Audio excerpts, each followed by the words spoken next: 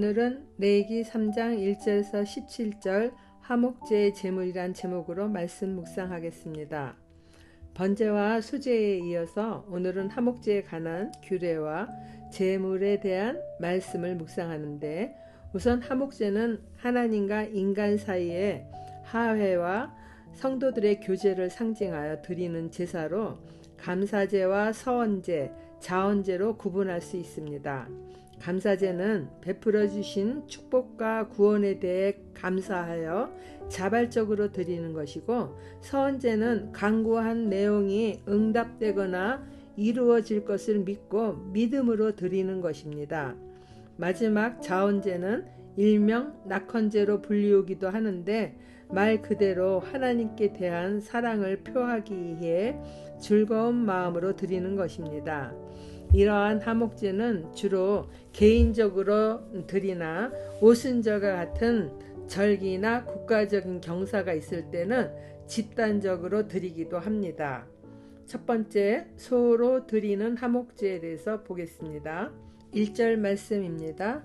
사람이 만일 화목제의 제물을 예물로 드리되 소로 드리려면 수컷이나 암컷이나 흠없는 것으로 여호와 앞에 드릴지니 그 예물의 머리에 안수하고 회막문에서 잡을 것이요, 아론의 자손 제사장들은 그 피를 제단 사방에 뿌릴 것이며, 화목제는 수컷만 드리는 다른 제사와 달리 수컷이나 암컷 다 드릴 수 있었습니다. 제물로는 소나 양 또는 염소로 드려야 했고, 비둘기는 허용되지 않았습니다. 화목제는 제사 후 바쳐진 제물로 공동 식사를 하기 때문에 비둘기로서는 나누어 먹을 만큼 충분치 않은 탓이기 때문입니다. 소로 화목제를 드릴 때 수컷이든 암컷이든 흠이 없는 것으로 머리에 안수하고 회막문에서 잡아서 아론의 자손 제사장들이 그 피를 제단 사방에 뿌립니다. 안수의 의미는 제물과 하나 되는 연합이며 제물을 드리는 자신을 전가함을 역시 나타냅니다. 제물의 피를 제단 사방에 뿌림으로 하나님과 인간 사이에 막힌 모든 죄악이 씻겨지고 인간 상호 간에 막혀있는 담도 허물어지게 되는 것입니다.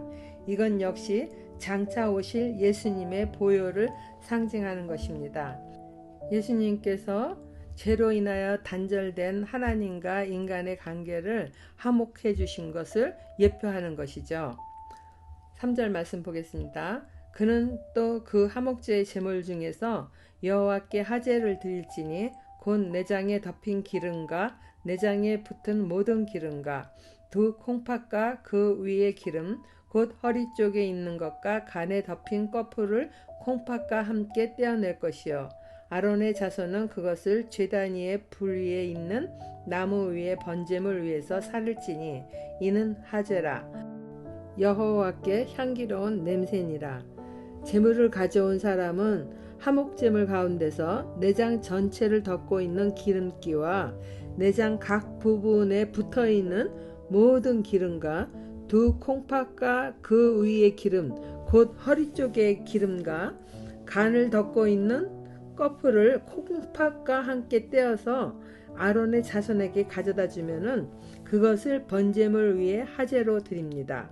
그것이 여호와께 향기로운 냄새였습니다.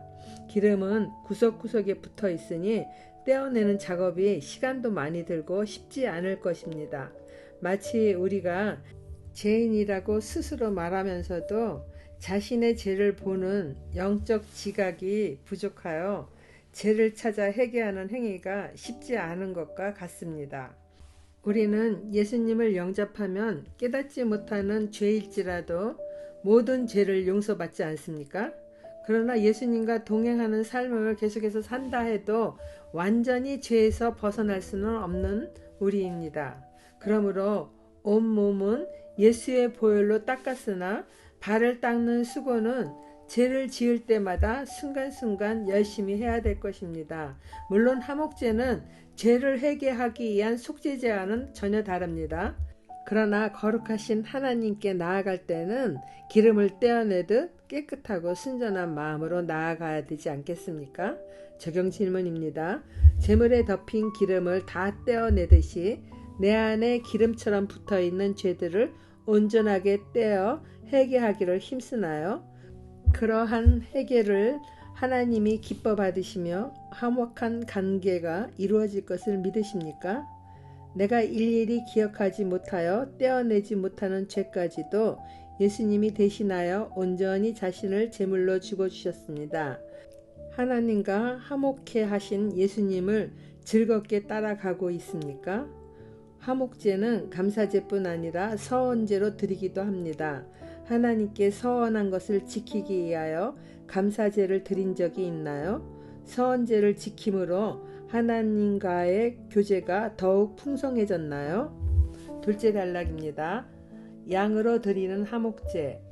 만일 여호와께 예물로 드리는 화목제의 제물이 양이면 수컷이나 암컷이나 흠없는 것으로 드릴지며 만일 그의 예물로 드리는 것이 어린 양이면 그것을 여호와 앞으로 끌어다가 그 예물의 머리에 안수하고 회막 앞에서 잡을 것이요 아론의 자손은 그 피를 제단 사방에 뿌릴 것이며 그는 그 화목제의 제물 중에서 여호와께 화제를 드릴지니 그 기름 곧 미골에서 밴 기름진 꼬리와 내장에 덮인 기름과 내장에 붙은 모든 기름과 두 콩팥과 그 위의 기름 곧 허리 쪽에 있는 것과 간에 덮인 꺼풀을 콩팥과 함께 떼어낼 것이요 제사장은 그것을 제단 위에서 불사를지니 이는 화제라 여호와께 드리는 음식이니라.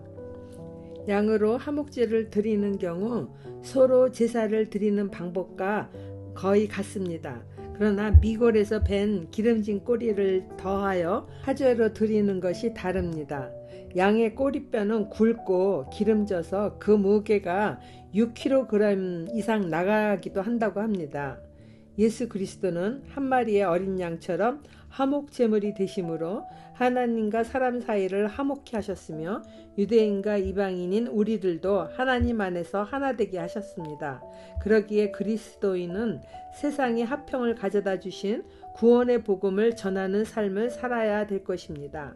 적용 질문입니다. 굵고 기름진 양의 꼬리뼈의 기름처럼 소유 중에 가장 좋은 것으로 하나님께 드리나요? 마지막 단락입니다. 염소로 드리는 화목제.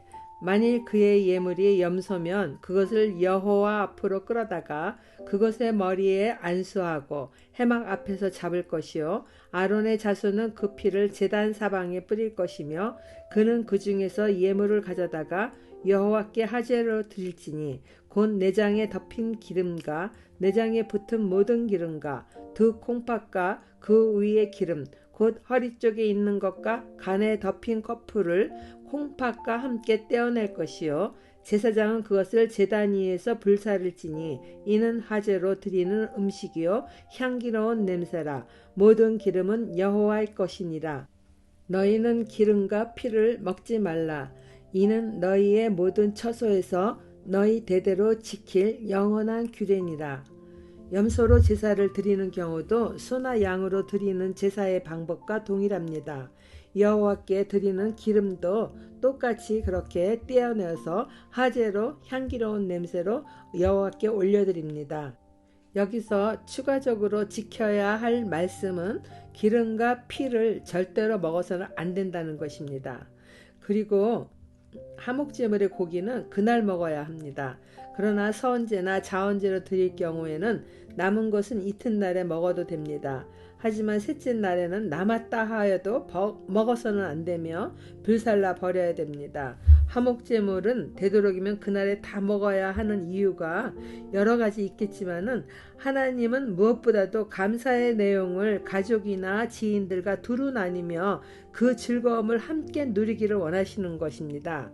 더운 날씨라 음식을 저장해서 두고 먹기도 어렵겠지만은 한 사람이라도 더 모여서 함께 기뻐하는 잔치를 베풀어 하나님과 화목할 뿐 아니라 이웃과도 화평을 누리기를 바라시는 것입니다.